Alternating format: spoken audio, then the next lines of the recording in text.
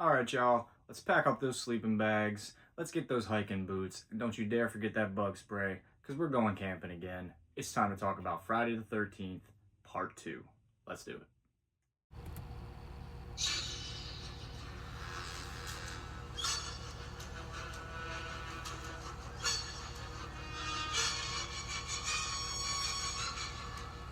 What's going on, y'all? Foos here, and today we're going to talk about Friday the 13th, Part 2.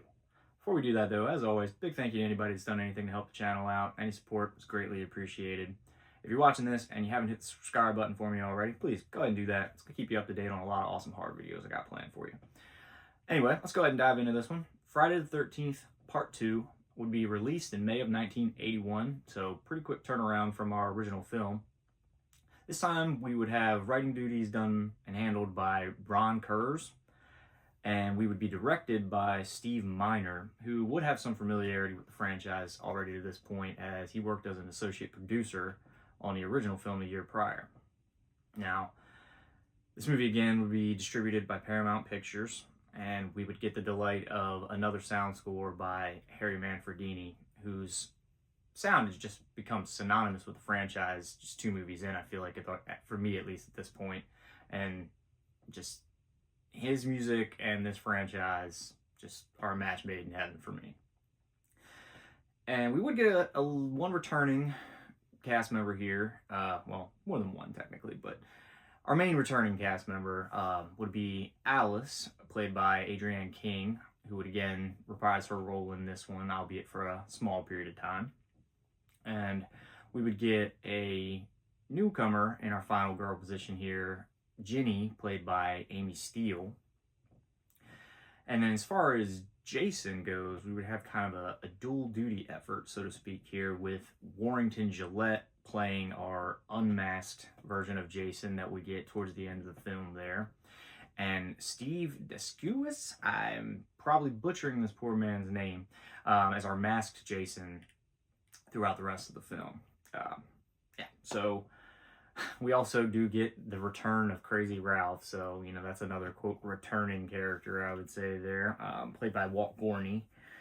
And, yeah, I'm still not a fan of Crazy Ralph, but anyway, this film picks up a couple months after the events of our first film, and we're there with Alice, our surviving character from the first film, and she's clearly still dealing with trauma from the events that she's gone through, and gets the pleasure of finding old Mrs. Voorhees' head in her refrigerator before she's killed by kind of an unseen killer here.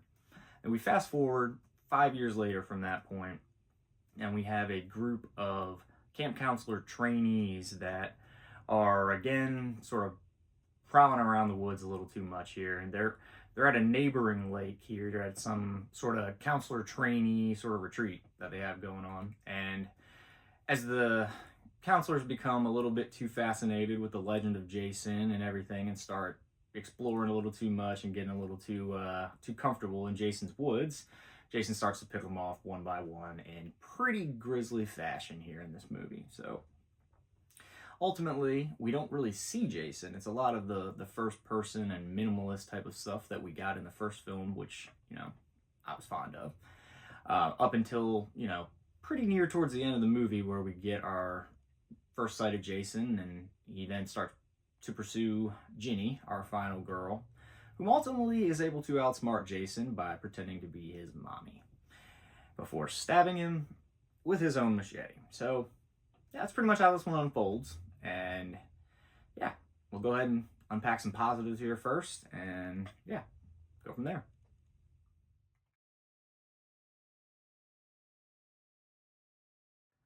Alright, y'all, let's go ahead and dive into some positives here for Friday the 13th, Part 2.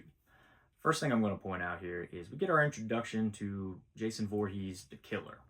And I've certainly said before, and I'll say again, I do prefer my Jason with the hockey mask and all that as the character evolves a little bit, but this is a hell of an introduction still for the character, and sackhead flannel shirt wearing Jason certainly has his place and is much appreciated, just gives me a different vibe, but definitely still going to be a positive in this movie. And some of the kills that we get out of him will be another positive as well. I'm going to point out a few here that I certainly remember fondly and enjoy every single time I watch this movie. First one, now I recently did my Halloween 2 review. If you haven't checked that out, go check that one out as well. But I talked about a kill in that one where Michael Myers hits a security guard in the back of the head with the claw of the hammer, and that kill is basically the same kill in this movie as well, where Jason he takes out Deputy Winslow with basically the exact same thing, claw of the head, hammer straight to the back of the head. Now, this movie technically released before Halloween 2.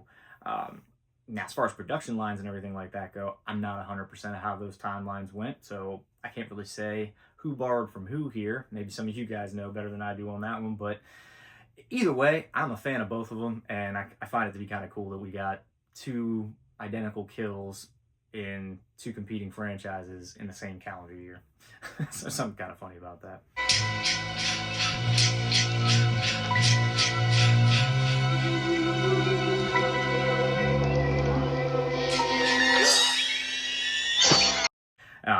Another one I'm going to point out here is Mark, our character who's in the wheelchair in Friday the 13th too. He has a grisly fate where he takes the machete straight to the face, and I mean, when I'm saying like covering his whole face, it pretty much covers his whole face, and then takes a stumble back down some steps backwards in his wheelchair to top it off. So that, and the effects that are done on that one, just the way the machete hits his face and sticks there like that, it's done so well. Probably the most visually striking and memorable kill that I think of when I think of this movie.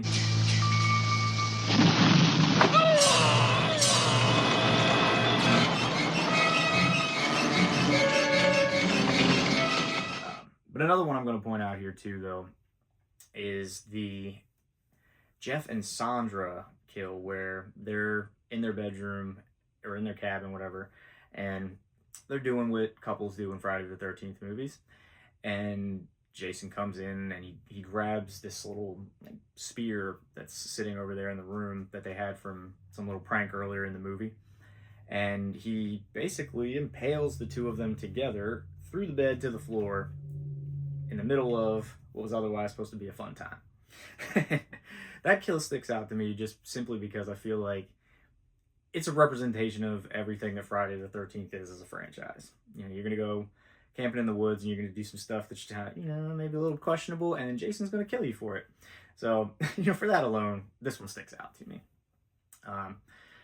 Last kill I'll leave it on here, and this one's probably just maybe specific to me because of my disdain for the character, but when we see Crazy Ralph get his with the barbed wire around the neck choke out, that one's pretty rough. I mean, it'd be a pretty nasty way to go, but for me, I just find it enjoyable to see Crazy Ralph finally be the one that's doomed.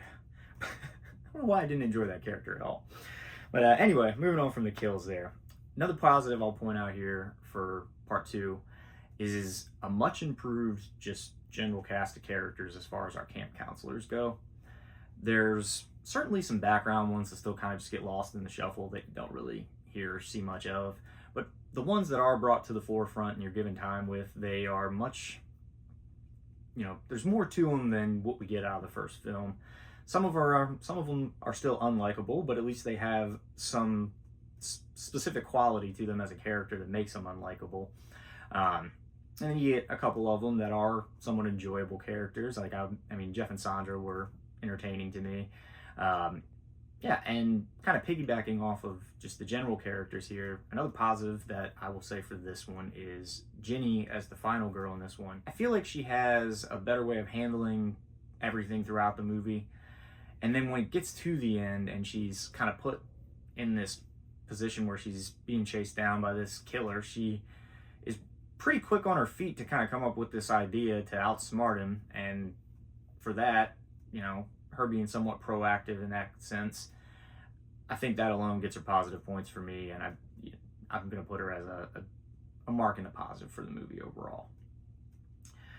Another point that I'll point out here about Friday the 13th 2 is, much like the first film, for a vast majority of this, we get a lot of first person and minimal shots showing Jason. We don't really see too much going early on. And one shot that we get, I will point out kind of in the midst of this here, is early on when everyone's kind of leaving to go out for their last night on the town. Once everybody that's leaving is left, we have this shot of the cabin, and you see kind of on the rails of the cabin, they're lit up a little bit with some of the lights outside, and you can tell that Jason's walking past because his shadow's cast on this little fence outside of the porch or wherever. And I always thought that was a cool shot, just seeing him kind of slowly walk by just by his shadow there. But basically up until maybe, I don't know, a third left of the movie, when we finally see him when he comes out from under the covers in the bed and stabs one of our I mean, she was pretty horny. We're gonna call her one of the horny characters of Friday the 13th. But I can't remember her name. We're just gonna call her the horny girl. She was definitely trying to get with Mark in the wheelchair, for sure.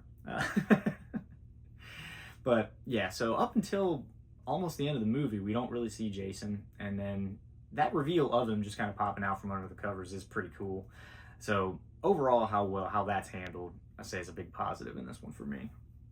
Now, I will say, moving on from that, that's pretty much all I got here on the positives. Yeah, we'll go ahead and we'll jump over to some negatives here and see what we got.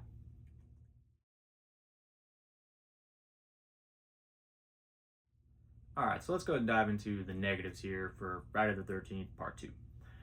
First thing I'm going to point out here on the negatives is I don't like that the movie takes like 5 to 10 minutes out of the beginning of the movie to just recap how the first one ends.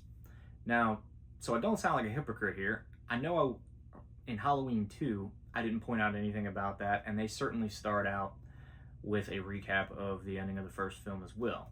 But the difference between the two is they don't take nearly as long in Halloween 2 with their recap, and their recap basically expands into a continuation of that exact same night. So it's much more smooth. It does not take up nearly as much time and doesn't feel like it bogs down the movie like it feels like it does here for me in Friday the 13th Part 2.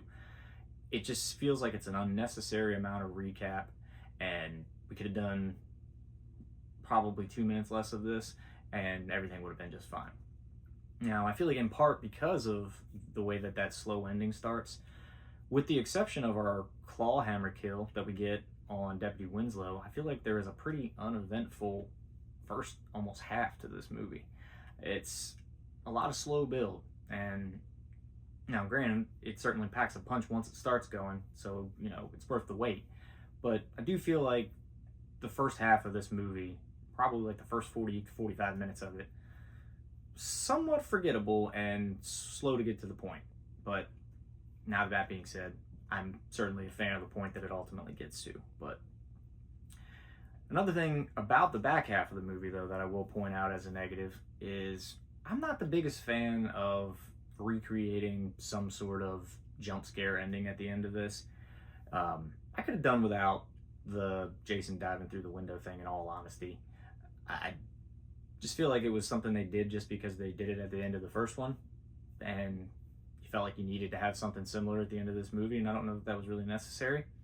To me, that just kind of made the ending feel a little bit jumbled, you know, and in some ways a little confusing, because does anyone really know what happened to Paul? I mean, we don't really ever actually see him get killed, and he's just not really there once she comes out of this little, you know, I don't know, whatever, sleep or whatever she's in once you get pulled out of the window, because then you see her on the, you know, on the gurney and going into the ambulance, but Paul's nowhere to be found. Paul?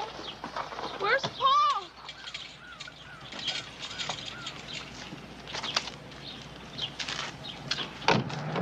So, yeah, the ending gets a little wonky, I think, with the unnecessary, let's force this jump scare situation in. But, yeah, that's really all I got on the negatives, though, for this one.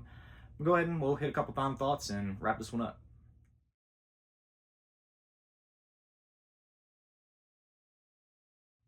All right, y'all, a couple final thoughts on this one. I find it kind of interesting that apparently this movie struggled to receive an R rating. And then I believe like almost a minute of the movie, something like 40 some seconds, had to ultimately be cut out of the film to get it to an R rating. yeah, I guess so. It was almost an X-rated movie here, so I find that kind of interesting as something I noticed when I was going back and researching some stuff here on it. And I would say another thing that sticks out to me on this movie, and I probably should have put this on my positives in hindsight, but I do appreciate that this movie does a job of planting the seed of Ginny's car having troubles earlier on in the movie before it happens in the sort of chase scene towards the end. Because otherwise, that is one of those things that you kind of roll your eyes at. It's done so many times. I mean, the car never starts when you need it to start in a horror movie. It's like, okay, come on. So I do appreciate that this movie, at least kind of early on when we first see her pull up and we see her car, it has issues already, and we see that and it's presented to us. I'm like, all right, when it doesn't start later, it's not as egregious. You can kind of let it slide and give it a pass. So I appreciate that. Thank you! But another thing that I'll point out here, this one's kind of funny. I don't know if it's the sack and it's maybe somewhat of a vision obstruction or what, but old Sackhead Jason was a pretty clumsy killer. And he has a couple times during the pursuit of Ginny where he's just kind of falling down over shit. And his little situation where he thinks he's being slick and tries to get up on the chair as she's hiding under the bed or whatever there. And then the whole thing breaks and collapses on him. He breaks his pitchfork, and he's a clumsy mess. Yeah, but overall, I feel like this movie is a solid continuation of what we get in the first film and does a good job of introducing us to the killer incarnation of Jason Voorhees for the first time. So I'm a fan of this as a sequel. I feel like if I got to give it a rating, we'll say probably 3.5 out of 5 for this one. And that's probably just in part to it being kind of a slow build going on early. Outside of that, I mean, it's not a lot too negative about it, but again, I'm looking forward to reviewing these next few Friday the 13th movies in particular, 3 and 4, and some of those after. This is when I'm going to really get into my nostalgic love for Jason Voorhees. So I'm looking forward to those, but that's all I got on this one. Coming up next, we're going to be dropping our Nightmare on Elm Street Part 2 review, so be on the lookout for that. And as always, if you have stuck around with me for this long, go ahead and hit that subscribe button and be on the lookout for some more stuff coming up. Appreciate y'all, and we'll see you on the next one.